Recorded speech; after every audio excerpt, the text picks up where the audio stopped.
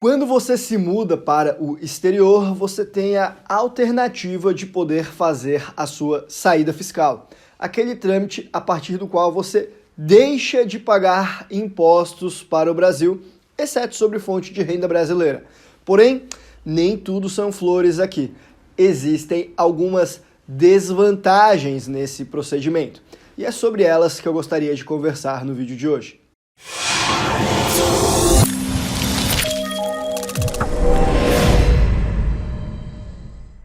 Pessoal, eu me chamo Guilherme e a Capital Global é uma empresa especializada em estratégias de internacionalização. E é por isso que aqui no canal do YouTube nós conversamos sobre assuntos como investir e empreender no exterior, ter um estilo de vida mais global e também segunda nacionalidade, ter a residência fiscal em um outro país como Uruguai, Panamá, Paraguai, Portugal e etc. E também, é claro, fazer esse trâmite de saída fiscal do Brasil. Então, se você gosta desse tipo de conteúdo, considere se inscrever no canal, ativa o botão das notificações clicando no sininho e, é claro, se você tem interesse em algo mais personificado para você, não hesite em nos contatar pelo site capitalglobal.com.br ou ainda pelo e-mail contato@capitalglobal.com.br. Quando a gente fala sobre saída fiscal, que é um nome bonito para a saída definitiva do país, esse é um trâmite que você faz para formalizar ao fisco brasileiro que você não mora mais no Brasil, que você saiu do país em caráter permanente, ao menos naqueles exercícios fiscais, e caso retorne, não seja com o ânimo definitivo de aqui ficar. Ou seja, os termos-chave são caráter permanente e ânimo definitivo. E as vantagens de você fazer isso já estão mais do que claras, né? Não mais pagar imposto para o leão brasileiro. E dependendo de para onde você se mudar, você não vai pagar imposto nem lá também. Se você tiver em algum regime especial em Portugal, um visto de estudante nos Estados Unidos, ou morando em algum país que não tributa você, como é o caso de Paraguai, Uruguai, dentro de algumas circunstâncias. Isso é uma ferramenta muito poderosa que te permite, possivelmente, viver sem impostos. Porém, nem tudo são flores quando o assunto é a saída fiscal do Brasil. E aqui vai o primeiro ponto negativo de você fazer essa saída fiscal, que é, em relação à sua fonte de renda brasileira, você continuará sendo tributado. Tá bom. É bem verdade que a tributação vai ser diferente e muitas vezes vai ser menor. Por exemplo, se você deixar a sua casa no Brasil alugando para um terceiro, agora, ao invés de o imposto ser até 27,5%, carnê-leão, você vai pagar flat sempre 15% fixo. Só que o imposto, em muitos casos, ele vai ser retido na fonte e você vai ter que pagar, não tem como escapar. Então, cuidado, porque não é que você não vai pagar impostos nunca, você não vai pagar em relação à sua fonte de renda estrangeira. Então você deveria se programar para que a sua saída fiscal seja cumulada com a internacionalização dos seus investimentos. Deixar o dinheiro fora do Brasil. Aí sim, você consegue, possivelmente, viver sem impostos após fazer a sua saída. Aí o segundo ponto negativo da sua saída fiscal é para quem é aposentado, recebe alguma quantia aí do INSS. O que acontece é que a Receita Federal Brasileira, após você fazer a sua saída fiscal, vai passar a reter na fonte o imposto de renda em cima aí desse seu benefício. E muitas vezes essa retenção, inclusive, é acima do montante que deveria ser pago, de forma, ao meu ver, ilegal.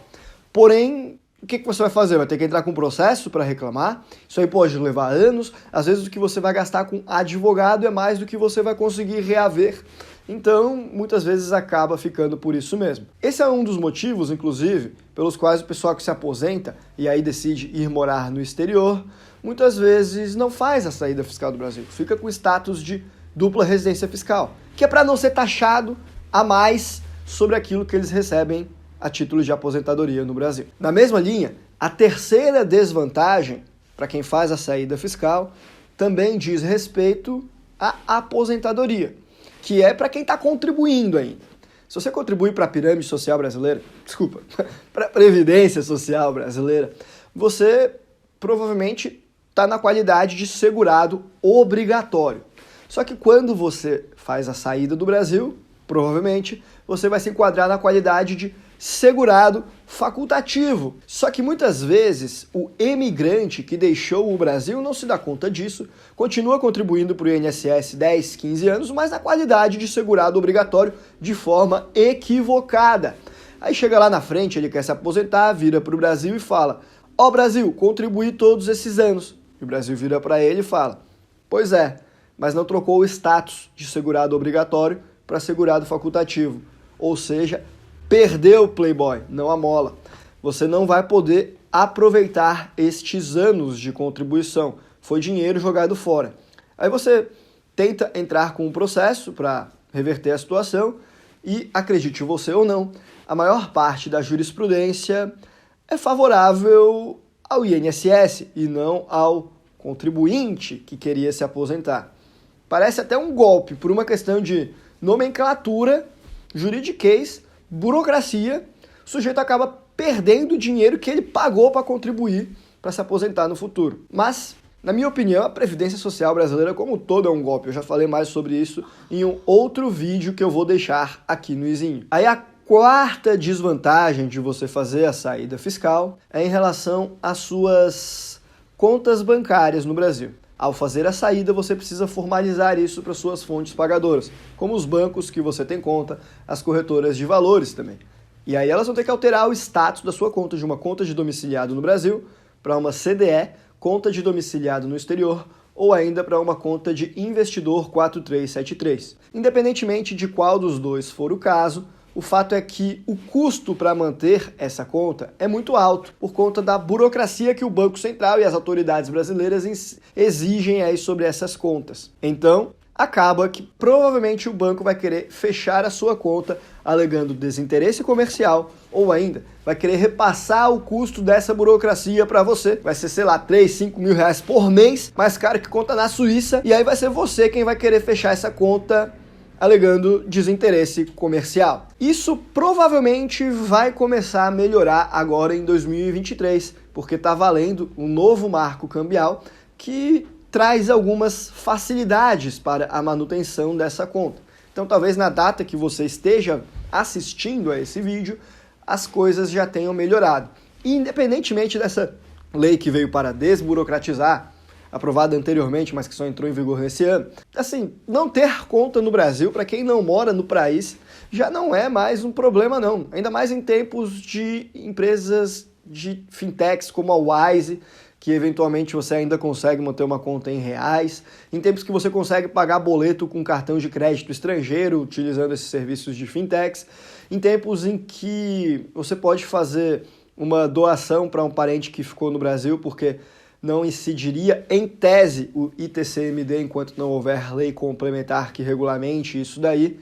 Então você doa para a sua mãe, doador no exterior, bens móveis no exterior, não teria imposto, aí ela paga a conta para você. Tem algumas soluções, porém isso cria uma pedra no sapato.